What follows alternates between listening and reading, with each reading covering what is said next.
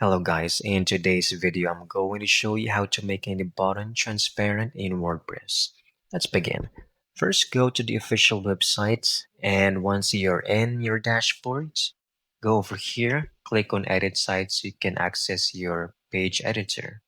Then simply click on the button itself, make sure you're selecting like the entire button. Then you will have the options over here under styles, under color, click on background. Then you can easily choose any background you would like to modify your button. So we have themes over here, we have colors, especially if you have a newer version and depending on your plan, you should have more available options over here. So choose one that's going to make your button transparent depending on your website's layout.